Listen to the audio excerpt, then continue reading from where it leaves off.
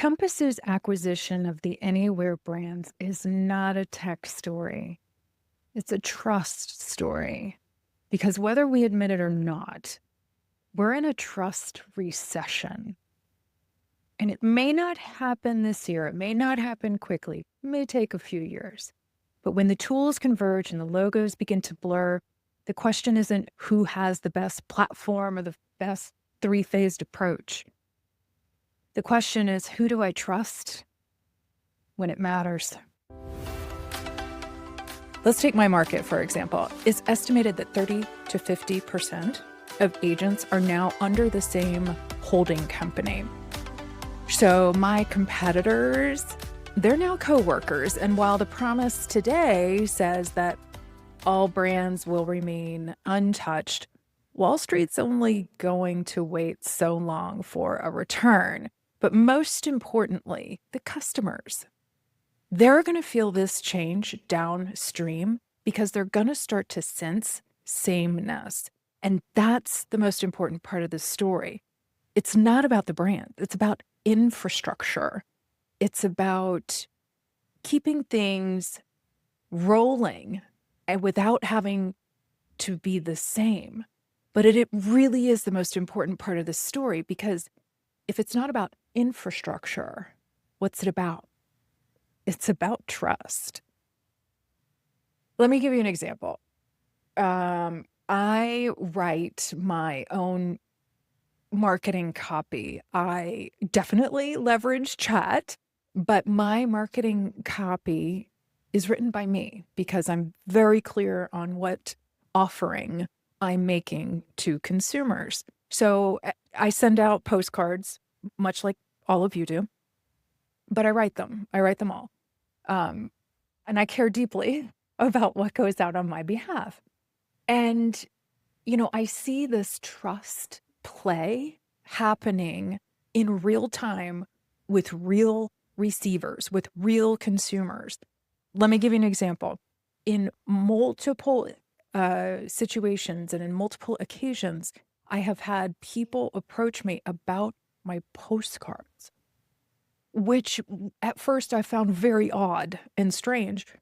But when and you've probably had these experiences yourself where you're putting things out into the world and you're not getting anything back. You're putting out content, you're not getting anything immediately back. But when people come across you, they bring up something that has left an indelible mark on their memory. And for me, it was postcards. And when I started thinking about this and thinking about this acquisition, it was apparent to me that they're talking about the content of the postcards because it's not polished and perfect. They know it's me, and therefore they trust it. I actually, just to pull a quote, I'm just reflecting in real time here. I had one person say, yeah, your postcards, I actually read those, versus I never read 90% of the things that come in my mailbox. And why might that be? Because they don't trust big real estate as much as they trust big pharma or big food. And I'm afraid that, not afraid, it has happened. We are now big real estate. So it's not surprising to me that they're reading them because they're not canned, they're not corporate, they're not optimized into sameness. Our customers' BS meters are exceptional now. And the advent of AI, it's only ramped up. It's not going away, it's not going down. And social media has trained all of us, really, not to trust polish and perfect. So oddly, now we're going to start seeing backlash from the perfect and polished, and so that's really bad news if you're hoping to outsource your credibility. You can't.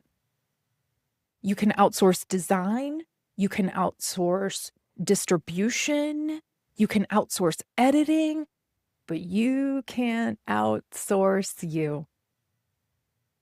Your customers and brokers, your agents, they know if it's you. They also know if it's a proxy, somebody else speaking for you. And that's what I mean when I say we are 100% in a trust recession. And there's actually two recessions going on, two very distinct trust recessions going on. One is for the consumer end of this, and the other is really happening on the inside of our industry with agents and brokerages and brokers. So let's talk about the consumer side first. They are making one of the most impactful decisions of their lives. And they're doing so in a time where the world feels somewhat shaky. They could care less about corporate structures, who owns who, what the rules are. What they care about is where they can get the help they need to land safely and build a life that they love. And when the marketing that they are receiving from all of us, when that begins to blur, it starts to feel like big real estate. They start asking, why should I even hire a real estate agent? And for the agents, the tools keep changing, the pressure keeps rising, and the training manual is feeling less and less human. So the question becomes, if the tools inside of, let's go big, if the tools inside of 50% of the brokerages in my region, if all those tools are the same, why should I fly your flag? This is the frame that's going to hold people together moving forward. Platforms don't matter as much as practice does. Let me say that again. The platforms don't matter as much as the practice does. The receivers of whatever it is you're doing, whatever it is you're claiming, whatever your service offering is, you got to think about how that's going to land. Because platform is just infrastructure. But the practice of it, the doing of it, that's lived experience, whether it's for the consumer or for the agents. I could say the same for the brokers even. The brokers making this wheel turn. It's their lived experience. What does ownership expect of them? What is expected of the agents of the brokers? And what is expected of the agents from the consumers? Because consumers don't hire platforms. They hire judgment, calm, protection. These are the things they hire for. They don't hire for tech. And there's a second kind of order of truth here.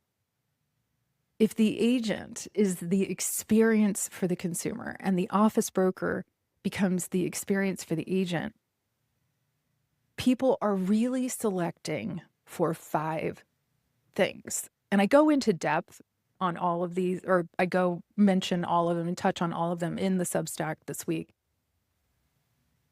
And the 5 are, let's just review the 5. The 5 are decision clarity, right? People want to know why. Why should I do this? Number 2, process, transparency. Number 3, advocacy versus optimation. Advocacy, who are you for versus what are you just trying to achieve? Number 4, interpretation, especially if it's local. Not local data. Everybody has the same data now, including the consumers, for Pete's sake. how do we interpret it? So local interpretation. And number 5, identity alignment. And if you want the full breakdown on all of them, you can go to the essay on Substack. But for brevity here, I wanted to talk through 2 in particular: decision clarity and identity alignment, because they're so important. Decision clarity is really the product you're offering people, whether it's an agent or a consumer. Decision clarity. That's really the service offering, your process of how to get somewhere, right? Most agents sell information, data, but the consumers are buying things like confidence. It's a mismatch. Decision clarity. It isn't. It isn't. I know the market. It's I can help you decide without spiraling. There's a big difference there. It's like sequencing. Clarity is sequencing. What do they need to know when? Translating. It's like taking the information and helping them understand, what are your trade-offs going to be? Translation is also telling the truth, even when it stings. Now, when I said that, my bet is that most of you thought about the agent and consumer relationship. But let me ask that again, and I want you to think about it from a different perspective. What about the broker-agent relationship? Because in order to have this kind of clarity, to have productive clarity, we're going to need to be aligned in purpose and identity. And if we are not, you are not going to have the earned trust to give that kind of clarity and communication. And here's what's really important. In a same platform world, again, think of my world, 30 to 50%, same umbrella. In a same platform world, what's the only thing that stays different? That's your identity. And it stands up even under pressure. Your identity, who you are, you can own that. And you can't outsource it. And it will always stand up under pressure. And I think all of us will agree there are plenty of really likable agents in the world. I know I can roll off. There's not even one agent I know that's not very likable. But moving forward as a business practice, that juice is not going to be worth the squeeze. If the only thing you're teaching is just be likable and build relationships, I can see a world in which a lot of agents are just burned out and leave. That is why credibility, telling the truth, is going to trump likability. Talk about telling the truth even though it stings. Most of the training, most of the agents I know have been raised on likability in relationships instead of making some really firm decisions, creating some boundaries, having some bravery, drawing some bright lines, creating marketing around it, and being so confident in what they're doing. That work has not really happened. It has not really permeated through the industry. You know what has? Being really likable. You know what consumers think about people who try to get next to them and be really, really likable? They don't trust them. And now, in a same platform world, differentiation is more important than ever. Because likability is easy to perform. Credibility, that's earned. And you can't fake it. Can't. So, identity. Identity is so important, and it's got to be a standard in which you are willing to be held to yourself. You're saying what you stand for, and you're willing to be held accountable to it. Because brokers, God bless them, they're caught in between this I want to be successful, but I don't want to be held accountable world. I think this is coming to a close. I think it is. I think people are going to have standards. They're going to have boundaries. They're going to have points of view. They're going to have to stand behind them too. So here's a question. It's an easy one. And it's one I'm going to ask several times. This will not be the first time you hear me say that. But moving forward, what kind of business are you running? What kind of business model are you choosing to run? It's the reason I'm asking is not to be obnoxious. It's to start building that ladder of credibility. You have to make some calls here, especially now. Brokers, what business model are you training? Is it transactional? Are you rewarding and training transactional ways of thinking, or are you facilitating identity-based methods? Because waffling between the two is not going to cut it anymore. And if you think I think you're setting people up for failure if you don't have these very hard discussions now. Because when platforms converge, brokerages stop being differentiators and they start being operating environments. They start being operating environments. So the recruiting question becomes, where will I become the best version of my practice? If I'm running a transactional model, who's going to help me do it better, cleaner, faster, further? If I'm running an identity-based model, I'm building a brand, who's got the guts inside of their four walls to help me do that? Office leaders,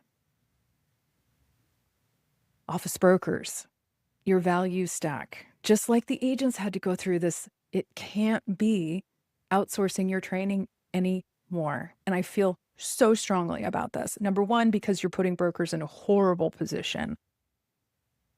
And number two, that's as crazy as asking somebody to raise your kids just the way you'd like them to. You're just thinking it. Somebody else, you go do that. That's the analogy here. If you don't make some claims yourself of who you're going to train, who you're going to recruit, who you're going to hire, who are you going to support, who is going to come into your office, ask you for an appointment, spend 2 hours of your time only to not do anything. Can't do that anymore. Can't. You won't survive. And I know you guys are saying, yeah, no kidding. You guys know this better than I do. But if we start having conversations where we start giving agents options and start turning the brokerages into learning environments rather than cheerleading sessions with fly our flag, I think that's going to help get the agents over the hump. So if you want professionals, you have to build the conditions for it. And don't get me wrong, I don't think this acquisition kills differentiation. I think it kills lazy differentiation. It kills the kind of differentiation that I think a lot of people had just by logo, right? It kills the idea that tools or somebody else's 3-phase marketing plan, that's going to do the heavy lifting for you.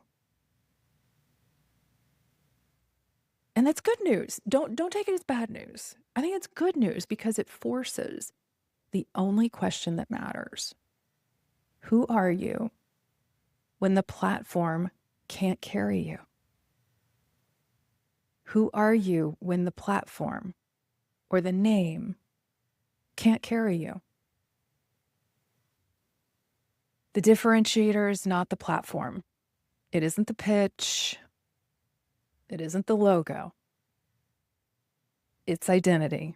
Clearly claimed, consistently lived, and delivered through deliberate practice.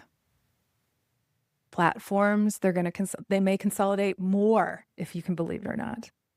But identity is your edge. If you want more of this kind of thinking, I write an essay on Substack each week. And to be honest, I had another one already done, already queued up. This acquisition closed Friday. And it is a very dark, rainy Saturday afternoon in the Washington, D.C. area.